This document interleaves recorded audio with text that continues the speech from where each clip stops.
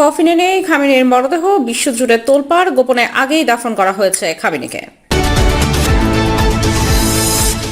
চাইলেই পরমাণু বোমা বানাতে পারতেন খামেনি, তবুও বানাননি। খামেনির সিদ্ধান্তের প্রশংসায় ব্রিটিশ কূটনীতিকের বিস্ফোরক মন্তব্য। ইরানে ফের যুক্তরাষ্ট্রের ভয়াবহ হামলা, যুদ্ধ কি আবারও শুরু হয়ে গেল?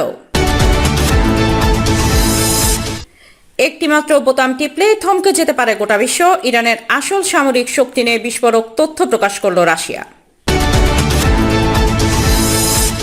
এবং সর্বশেষ জানাবো, যুদ্ধবিরতি ভেঙে আবারও গাজায় ভয়াবহ হামলা ইসরায়েলের, নতুন রক্তপাত, নিহত অন্তত 7, বাড়ছে মধ্যপ্রাচ্যের উত্তেজনা।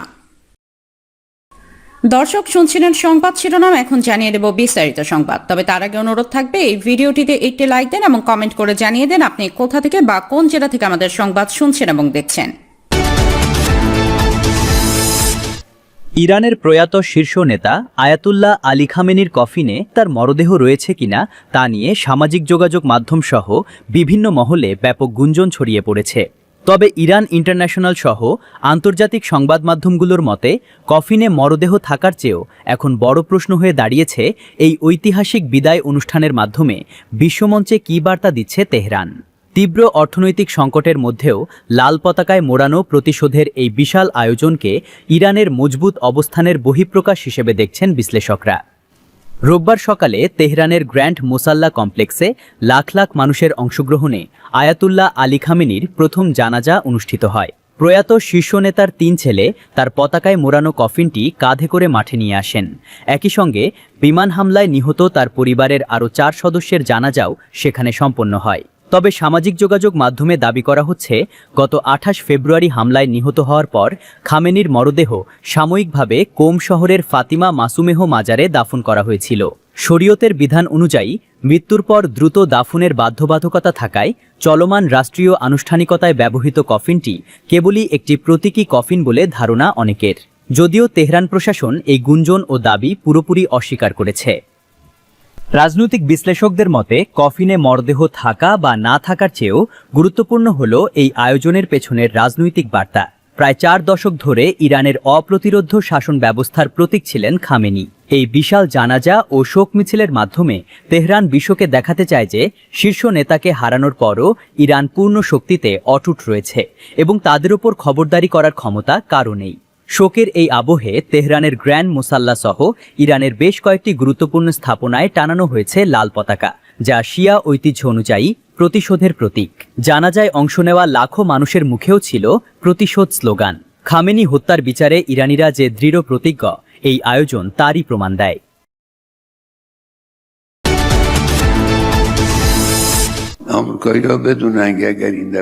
ক্ষমতা মানুষকে নীতি থেকে সরিয়ে দেয়, এমন ধারণা রাজনীতিতে প্রায় স্বীকৃত সত্য। কিন্তু ইরানের সর্বোচ্চ নেতা আয়াতুল্লাহ আলী খামেনি আন্তর্জাতিক চাপ, দীর্ঘমেয়াদী নিষেধাজ্ঞা এবং সামরিক হুমকির মুখেও নিজের নৈতিক ও ধর্মীয় অবস্থান থেকে সরে যাননি। এমনটাই অভিমত যুক্তরাজ্যের সাবেক রাষ্ট্রদূত ও লেখক ক্রেইগ মারের। তিনি বলেন, পশ্চিমের শক্তিধর রাষ্ট্রগুলোর ক্রমাগত চাপ সত্ত্বেও খামেনি এমন একটি অবস্থান বজায় রেখেছিলেন যা আন্তর্জাতিক রাজনীতিতে নীতিনিষ্ঠ নেতৃত্বের বিরল উদাহরণ। প্রেস টিভিকে দেওয়া এক সাক্ষাৎকারে মারে বলেন, ইরান এমন সময়েও পারমাণবিক অস্ত্র তৈরির পথে হাঁটেনি যখন দেশটি যুক্তরাষ্ট্র ও ইসরায়েলের মতো পারমাণবিক শক্তিধর রাষ্ট্রের সামরিক হুমকির মুখে ছিল। তার মতে, প্রযুক্তিগত সক্ষমতা থাকা সত্ত্বেও পারমাণবিক অস্ত্র তৈরি থেকে বিরত থাকার ব্যাপারে খামেনির সিদ্ধান্ত ছিল নৈতিক ও ধর্মীয় বিবেচনার ফল। ইরান চাইলে সহজেই পারমাণবিক অস্ত্র তৈরি করতে পারত, কিন্তু আয়াতুল্লাহ খামেনির বিশ্বাস ছিল এমন অস্ত্র তৈরি করা নৈতিকভাবে সঠিক নয়। এই অবস্থানকে মারে খামেনির ব্যক্তিত্বের প্রতি শ্রদ্ধাশীল হওয়ার ক্ষেত্রে একটি বড় বিষয় হিসেবে উল্লেখ করেন। তিনি আরও বলেন, খামেনির নেতৃত্বে ইরান বারবার জোর দিয়ে বলেছে যে দেশটির পারমাণবিক কর্মসূচি সামরিক নয় বরং শান্তিপূর্ণ উদ্দেশ্যে পরিচালিত হচ্ছে। এই অবস্থানের পেছনে ইসলামী নীতিমালা ও গণবিধ্বংসী অস্ত্রের বিরুদ্ধে ঘোষিত ধর্মীয় অবস্থান গুরুত্বপূর্ণ ভূমিকা রেখেছে। ক্রেইগ মারের মতে, বিশ্ব রাজনীতিতে নৈতিকতার প্রশ্নটি প্রায়ই ক্ষমতার রাজনীতির আড়ালে চাপা পড়ে যায়, কিন্তু খামেনির অবস্থান দেখিয়েছে প্রবল চাপের মুখেও একটি রাষ্ট্র তার ঘোষিত নীতির প্রতি অটল থাকতে পারে। তার দাবি, ইরানের বিরুদ্ধে অর্থনৈতিক নিষেধাজ্ঞা, কূটনৈতিক বিচ্ছিন্নতা এবং সামরিক চাপ দীর্ঘদিন ধরে অব্যাহত থাকলেও দেশটি তার মৌলিক নীতিগত অবস্থান পরিবর্তন করেনি। প্রেস টিভিকে দেয়া সাক্ষাৎকারে সাবেক এই ব্রিটিশ কূটনীতিক পশ্চিমা দেশগুলোর নীতির সমালোচনা করেন। তার বক্তব্য, আন্তর্জাতিক পরিসরে প্রায়ই এমন রাষ্ট্রগুলোর ওপর চাপ সৃষ্টি করা হয় যারা স্বাধীনভাবে নিজস্ব কৌশলগত সিদ্ধান্ত নিতে চায়, অথচ একই সময়ে পারমাণবিক অস্ত্রধারী দেশগুলোর অস্ত্রভান্ডার ও সামরিক নীতির বিষয়ে তুলনামূলক কম প্রশ্ন তোলা হয়।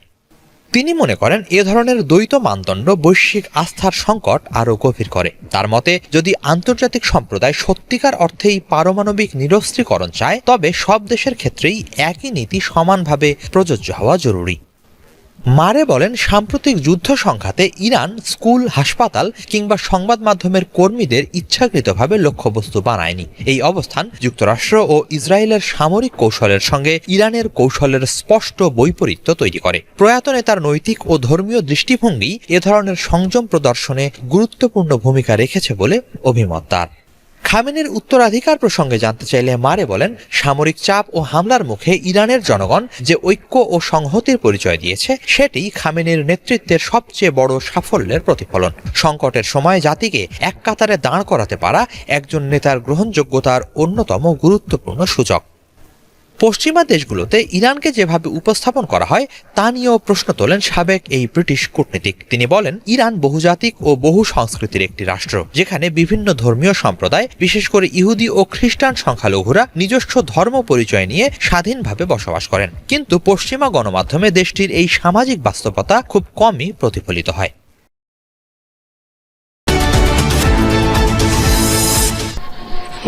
শান্ত ও স্থিতিশীলতার আশায় বুক বেঁধেছিল বিশ্ব, কিন্তু আবারও উত্তাল হয়ে উঠল হরমুজ প্রণালীর নীল জলরাশি। আটলান্টিকের ওপার থেকে আসা মার্কিন রণতরীগুলোর গর্জন আর পারস্য উপসাগরের উপকূলে একের পর এক বিস্ফোরণের শব্দে যেন নতুন করে যুদ্ধের দামামা বেজে উঠল। শান্তি আলোচনার টেবিল থেকে কালি শুকনোর আগেই সমঝোতার শর্ত ভঙ্গের অভিযোগে তেহরান ও ওয়াশিংটনের মধ্যে তৈরি হওয়া আস্থার সংকট এখন রূপ নিয়েছে প্রকাশ্য সংঘাতের দাবানলে। ঘটনার সূত্রপাত সোমবার, যখন ওমান উপকূলের অদূরে আন্তর্জাতিক জলসীমায় চলাচলকারী 3টি বাণিজ্যিক জাহাজে রহস্যময় অজ্ঞাত বস্তুর আঘাত লাগে। জীবন বাঁচাতে নাবিকদের আর্তনাদ আর আতঙ্কের খবর ছড়িয়ে পড়ে বিশ্বজুড়ে।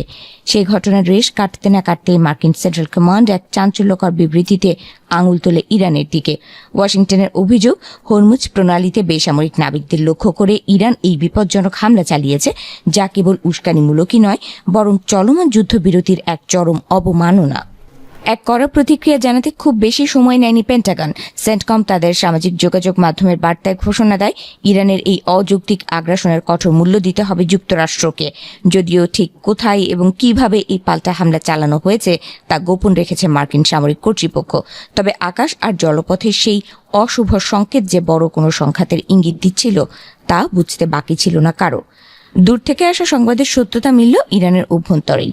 পারস্য উপসাগরের তীরবর্তী ইরানের দক্ষিণাঞ্চলীয় সিরিক ও কেশম এলাকা কেঁপে উঠল প্রচণ্ড বিস্ফোরণের শব্দে। স্থানীয় সংবাদ মাধ্যম ফার্সের বরাতে জানা গেছে, রাতের নিস্তব্ধতা ভেঙে সেখানে আকাশপথের আঘাত এনেছে যুদ্ধবিমান।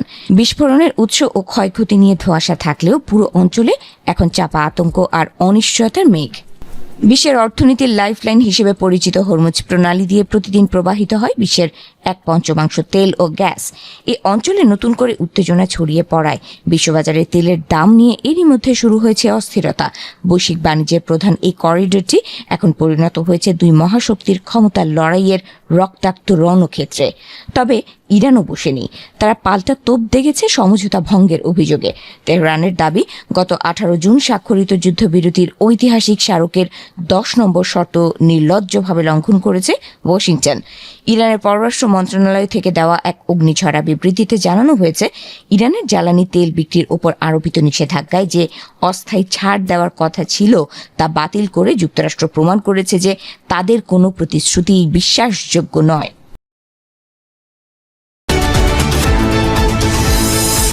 একটি বোতাম টিপলেই থেমে যেতে পারে বিশ্বের জ্বালানি সরবরাহ, স্তব্ধ হয়ে যেতে পারে বৈশ্বিক বাণিজ্য, আর সেই ক্ষমতা ইরানের হাতেই রয়েছে। ইরান সফর শেষে এমনই বিস্ফোরক সতর্কবার্তা দিয়েছেন রাশিয়ার নিরাপত্তা পরিষদের ডেপুটি চেয়ারম্যান ও সাবেক প্রেসিডেন্ট দিমিত্রি মেদভেদেভ।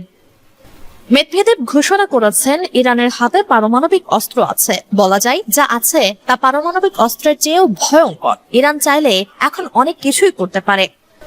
তার দাবি, ইরানের সবচেয়ে বড় শক্তি কোনো ক্ষেপণাস্ত্র নয়, কোনো বোমাও নয়, বরং হরমুজ প্রণালীর ওপর তেহরানের কৌশলগত নিয়ন্ত্রণই এমন এক অস্ত্র যা কার্যত পারমাণবিক অস্ত্রের মতো ভয়ঙ্কর প্রভাব ফেলতে পারে। এই মন্তব্য প্রকাশ্যে আসতে নতুন করে আলোচনায় মধ্যপ্রাচ্যের ভূ রাজনীতি, উদ্বেগ বেড়েছে পশ্চিমা বিশ্বেও। হরমুজ প্রণালী বিশ্ব অর্থনীতির অন্যতম গুরুত্বপূর্ণ সামুদ্রিক পথ। প্রতিদিন বিশ্বের বিপুল পরিমাণ অপরিশোধিত তেল ও তরলীকৃত গ্যাস এই সংকীর্ণ জলপথ দিয়েই আন্তর্জাতিক বাজারে পৌঁছায়। ফলে এই পথে নিরাপত্তা শুধু মধ্যপ্রাচ্যের নয়, গোটা বিশ্বের অর্থনীতির সঙ্গে ওতপ্রোতভাবে জড়িত। মেদভেদেব বলেন, হরমুজ প্রণালীর ওপর ইরানের নিয়ন্ত্রণ এমন একটি কৌশলগত শক্তি যা যেকোনো সামরিক অস্ত্রের চেয়েও কার্যকর হয়ে উঠতে পারে। তিনি আরো সতর্ক করেন, যদি মধ্যপ্রাচ্যের সংঘাত আরো বিস্তৃত হয় তাহলে ইরান শুধু হরমুজে নয়, বাব এল মানদেব প্রণালীতেও জাহাজ চলাচল ব্যাহত করার মতো পদক্ষেপ নিতে পারে। আর যদি সেটি ঘটে তাহলে বিশ্ববাজারে জ্বালানি তেলের দাম আকাশ ছোঁয়া হবে, এটা নিশ্চিত। ভেঙে পড়তে পারে বৈশ্বিক সরবরাহ ব্যবস্থা, শিল্প উৎপাদন থেকে শুরু করে নিত্য প্রয়োজনীয় পণ্যের বাজার, সবখানেই দেখা দিতে পারে ভয়াবহ সংকট। অর্থাৎ যুদ্ধের আগুন শুধু মধ্যপ্রাচ্যে সীমাবদ্ধ থাকবে না, এর ধাক্কা পৌঁছে যাবে বিশ্বের প্রায় প্রতিটি দেশে। সাংবাদিকদের সঙ্গে আলাপকালে মেদভেদেব বলেন, আমি আশা করি পরিস্থিতি এতদূর গড়াবে না, কিন্তু যারা মধ্যপ্রাচ্যে যুদ্ধ উস্কে দিচ্ছে তাদের সবারই এই বাস্তবতা মাথায় রাখা উচিত। সম্প্রতি ইরানের ওপর যুক্তরাষ্ট্রের সামরিক হামলারও তীব্র সমালোচনা করেন রাশিয়ার এই শীর্ষ নেতা। তার অভিযোগ, দুই পক্ষের মধ্যে যখন আলোচনা চলছিল তখন ইরান যুক্তরাষ্ট্রের জন্য তাৎক্ষণিক কোনো হুমকি ছিল না। এমন পরিস্থিতিতে হামলা আন্তর্জাতিক আইন লঙ্ঘনের শামিল। মেদভেদেব জানান, রাশিয়া শুরু থেকেই ইরানের পারমাণবিক কর্মসূচি নিয়ে একটি শান্তিপূর্ণ সমাধানের পক্ষে ছিল। সামরিক পদক্ষেপ নয়, আলোচনার মাধ্যমেই সংকট নিরসনের চেষ্টা করা উচিত ছিল বলে মনে করে মস্কো। তবে যুক্তরাষ্ট্র ও ইরানের সাম্প্রতিক সমঝোতা নিয়েও তিনি খুব বেশি আশাবাদী নন। তার মতে আলোচনার বিকল্প নেই, কিন্তু নিষেধাজ্ঞা প্রত্যাহার, ইরানের পুনর্গঠনে অর্থায়ন এবং পারস্পরিক আস্থার মতো জটিল বিষয়গুলোয় ঐক্যমত্যে পৌঁছানো অত্যন্ত কঠিন হবে। ইরান সফরে দেশটির প্রেসিডেন্ট মাসুদ পেজেশকিয়ানের সঙ্গে বৈঠক করেন মেদভেদেব। বৈঠকে আলোচনার অন্যতম বিষয়বস্তু ছিল পশ্চিমা নিষেধাজ্ঞার শিকার দেশগুলোর মধ্যে একটি যৌথ প্ল্যাটফর্ম গঠন। মেদভেদেব জানান, বহু বছর আগে ইরানই প্রথম এই ধারণা দিয়েছিল। এখন সেটিকে একটি আনুষ্ঠানিক আন্তর্জাতিক জোট বা সংস্থায় রূপ দেওয়ার সম্ভাবনা নিয়ে আলোচনা চলছে। রাশিয়ার ভাষ্য, পশ্চিমা নিষেধাজ্ঞা আন্তর্জাতিক আইনের পরিপন্থী, তাই এসব নিষেধাজ্ঞার বিরুদ্ধে সমন্বিত প্রতিরোধ গড়ে তুলতে আগ্রহী মস্কো ও তেহরান।